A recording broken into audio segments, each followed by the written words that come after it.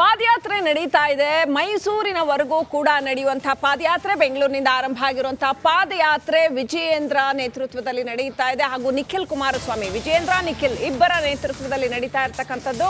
ಶ್ರೀರಂಗಪಟ್ಟಣದತ್ತ ಈಗ ತೆರಳುತ್ತಾ ಇದೆ. ದಳ ಕಮಲ ಕಾರ್ಯಕರ್ತರ ಕಾಲ್ನಡಿಗೆ ಜೋರಾಗಿ ಸಾಗಿದೆ.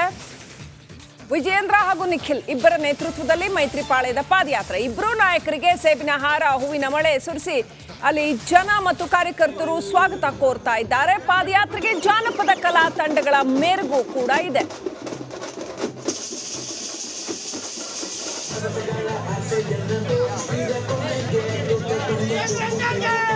ವಿರುದ್ಧ ನಡೀತಾ ಇರುವಂತಹ ಪಾದಯಾತ್ರೆ 6ನೇ ದಿನಕ್ಕೆ ಕಾಲಿಟ್ಟಿದೆ. ಇವತ್ತು ಕೂಡ ಭರ್ಜರಿ ರೆಸ್ಪಾನ್ಸ್ ಸಿಗ್ತಾ ಇದೆ. ಇವತ್ತಿನ ಪಾದಯಾತ್ರೆ ಬಗ್ಗೆ ನಮ್ಮ ಜೊತೆ ಮಾತಾಡೋದಕ್ಕೆ ವಿಜಯೇಂದ್ರ ಅವರು ಇದ್ದಾರೆ, ಅವ್ರನ್ನ ಮಾತಾಡಿಸ್ತೀನಿ.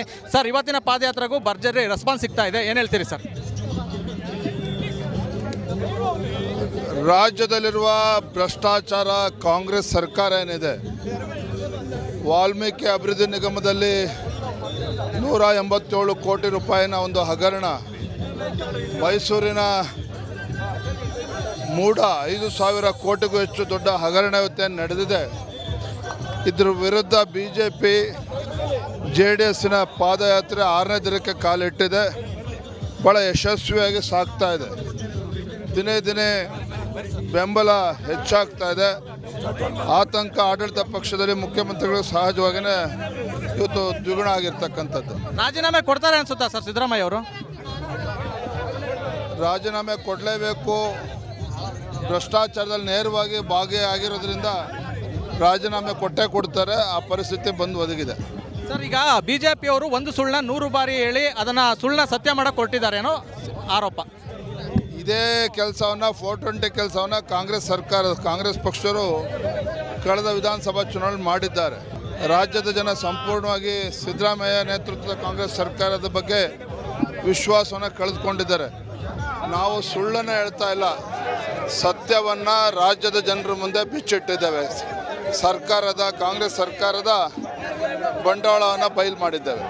ನಿಮ್ಮ ವಿರುದ್ಧನೂ ಆರೋಪ ಮಾಡ್ತಾ ಇದ್ದಾರೆ, ಭ್ರಷ್ಟಾಚಾರದ ಕೂಪದಲ್ಲಿ ವಿಜಯೇಂದ್ರ ಮುಳುಗಿದ್ದಾರೆ. ಆಯಿತು, ತನಿಖೆ ಮಾಡಿಲ್ಲ. ಯಾರು ತಡೀತಾ ಇದ್ದಾರೆ? ನಿಮ್ಮ ಕೈಲ ಸರ್ಕಾರ ಇದೆ, ತನಿಖೆ ಮಾಡಿ. ಯಾರು ಬೇಡ ಅಂತ ಹೇಳಿದ್ದಾರೆ? ಈ ಗೊಡ್ಡು ಬೆದರಿಕೆಗೆ ಎದುರುಕೊಳ್ತಕ್ಕಂಥ ವಿಜಯೇಂದ್ರ ಅಲ್ಲ ನಾನು. ನನಗೆ ಸ್ಪಷ್ಟತೆ ಇದೆ. ಇಂಥ ಭ್ರಷ್ಟ ಕಾಂಗ್ರೆಸ್ ಸರ್ಕಾರ ರಾಜ್ಯ ಜನರ ಹಣವನ್ನು ಲೂಟಿ ಮಾಡಿದೆ. ಇದಕ್ಕೆ ತಕ್ಕ ಶಾಸ್ತಿ ಆಗಲೇಬೇಕು. ಇದಿಷ್ಟು ವಿಜಯೇಂದ್ರ ಅವರ ಮಾತು. ಕ್ಯಾಮ್ರಾಮನ್ ವಿನೋದ್ ಜೊತೆ ಆನಂದ್, ರಿಪಬ್ಲಿಕ್ ಕನ್ನಡ, ಮಂಡ್ಯ.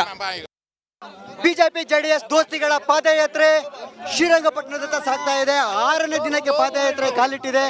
ಇವತ್ತಿನ ಜನಸ್ತೋಮ ನಿಜಕ್ಕೂ ಕೂಡ ಸುಮಾರು 15-20 ಸಾವಿರದಷ್ಟು ಜನಸ್ತೋಮ ಬಂದಿರತಕ್ಕಂಥದ್ದು. ಹಾಗೆ ಮಾತಾಡ್ಸೋಕೆ ನಿಖಿಲ್ ಕುಮಾರಸ್ವಾಮಿ 5ನೇ ದಿನ ಸಕ್ಸಸ್ ಆಗಿರ್ತಕ್ಕಂಥ 6ನೇ ದಿನ ಕೂಡ ಇವತ್ತು ಸಾಗ್ತಾ ಇದೆ ಪಾದಯಾತ್ರೆ. ಈ ಭಾಗದ ಜನರಿಗೆ ಏನು ಸಂದೇಶ ಕೊಡ್ತೀರಿ? ಮೈಸೂರು ಚಲೋ ಪಾದಯಾತ್ರೆಯಲ್ಲಿ ಈ ಭ್ರಷ್ಟ ಕಾಂಗ್ರೆಸ್ನ ಸರ್ಕಾರದ ಕೆಲವೊಂದಷ್ಟು ನಡವಳಿಕೆಗಳು ಇವತ್ತೇನು ಬೆಳಕಿಗೆ ಬಂದಿದೆ. ಮೂಢ ಇರ್ಬೋದು, ವಾಲ್ಮೀಕಿ ನಿಗಮದಲ್ಲಿ ಅಭಿವೃದ್ಧಿಗೆ ಇಟ್ಟಂಥ ಒಂದು ಹಣವನ್ನು ಯಾವ ರೀತಿ ದುರುಪಯೋಗನ ಪಡಿಸ್ಕೊಂಡಿದ್ದಾರೆ, ಇದು ಎಲ್ಲವನ್ನು ಕೂಡ ಇವತ್ತು ಜಾಗೃತಿ ಮೂಡಿಸ್ತಕ್ಕಂಥ ಒಂದು ಕಾರ್ಯಕ್ರಮದಲ್ಲಿ ಇವತ್ತು ಎರಡೂ ಪಕ್ಷದ ಕಾರ್ಯಕರ್ತರುಗಳು ಹೆಜ್ಜೆ ಹಾಕ್ತಾ ಇದ್ದಾರೆ. ಪ್ರತಿನಿತ್ಯ ತಾವು ಗಮನಿಸ್ತಾ ಇದ್ದೀರಿ, ಇನ್ನೇನು ಪಾದಯಾತ್ರೆ ಕೆಲವೇ ದಿನಗಳಲ್ಲಿ ಮುಕ್ತಾಯ ಆಗುತ್ತೆ. ಇವತ್ತು 6ನೇ ದಿನಕ್ಕೆ ಕಾಲಿಟ್ಟಿದ್ದೇವೆ.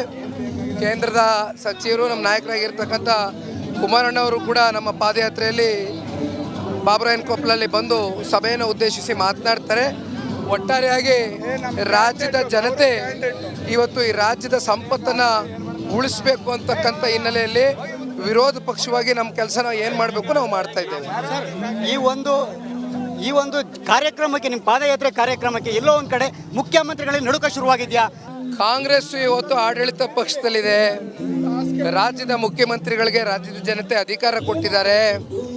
ಯಾವುದೇ ಏನೇ ಭ್ರಷ್ಟಾಚಾರಗಳು ಯಾರದೇ ಕಾಲಲ್ಲಿ ಆಗಿದ್ರೂ ಬಯಲ್ಗೆಳಿತಕ್ಕಂಥದ್ದು ಅವ್ರಿಗೆ ಎಲ್ಲ ರೀತಿ ಪ್ರಜಾಪ್ರಭುತ್ವದಲ್ಲಿ ಹಕ್ಕಿದೆ. ಹಾಗಾಗಿ ಇವತ್ತಾಗಿರ್ತಕ್ಕಂಥ ಈ ಹಗರಣ ಇದೆಯಲ್ಲ, ಆಡಳಿತ ಪಕ್ಷ ಮೊದಲು ಇವತ್ತು ರಾಜ್ಯದ ಜನತೆಗೆ ಉತ್ತರ ಕೊಡಬೇಕಾಗಿದೆ. ಆಮೇಲೆಲ್ಲ ಬಯಲು ಎಳೆಯೋರಂತೆ, ನಾವು ಹೇಳಿದ್ದೀವಿ ನೀವು ಹೇಳಿವ್ರಂತೆ. ಇವಾಗ ಜನ ಕೇಳ್ತಾ ಇದಾರಲ್ಲ ಪ್ರಶ್ನೆ, ಈ ಪ್ರಶ್ನೆಗೆ ಮೊದಲು ಉತ್ತರ ಕೊಡಬೇಕು. ಇದಿಷ್ಟು ಕೂಡ JDS ಯುವ ನಾಯಕರಾದಂತಹ ನಿಖಿಲ್ ಕುಮಾರಸ್ವಾಮಿ ಅವರ ಮಾತು ನೇರವಾಗಿ ಸವಾಲನ್ನು ಹಾಕಿರ್ತಕ್ಕಂಥದ್ದು. ಕ್ಯಾಮರಾ ಪರ್ಸನ್ ಶಿವ ಜೊತೆ ಸುರೇಶ್, ರಿಪಬ್ಲಿಕ್ ಕನ್ನಡ, ಮಂಡ್ಯ. ಪಾದಯಾತ್ರೆಯನ್ನ ಖಂಡಿಸಿ ಯೂತ್ ಕಾಂಗ್ರೆಸ್ ಪ್ರೊಟೆಸ್ಟ್ ಮಾಡ್ತಾ ಇದೆ. ಶಿವಮೊಗ್ಗದಲ್ಲಿ BY ವಿಜೇಂದ್ರ ಮನೆಗೆ ಮುತ್ತಿಗೆ ಹಾಕೋದಕ್ಕೆ ಪ್ರಯತ್ನ ಪಟ್ಟಿದ್ದಾರೆ. ಶಿವಮೊಗ್ಗದ ನಂಜಪ್ಪ ಲೇಔಟ್ನಲ್ಲಿರುವಂತಹ ವಿಜೇಂದ್ರ ಮನೆಗೆ ಯೂತ್ ಕಾಂಗ್ರೆಸ್ ಕಾರ್ಯಕರ್ತರು ಮುತ್ತಿಗೆ ಹಾಕೋದಕ್ಕೆ ಪ್ರಯತ್ನ ಪಟ್ಟರು. ಅನಂತರ ಪೊಲೀಸರು ಅವ್ರನ್ನ ವಶಕ್ಕೆ ಪಡೆದ್ರು. ಸಿದ್ದರಾಮಯ್ಯ ವಿರುದ್ಧದ ಪಾದಯಾತ್ರೆಯನ್ನ ಖಂಡಿಸಿ ಯೂತ್ ಕಾಂಗ್ರೆಸ್ ಪ್ರೊಟೆಸ್ಟ್ ಮಾಡಿದೆ.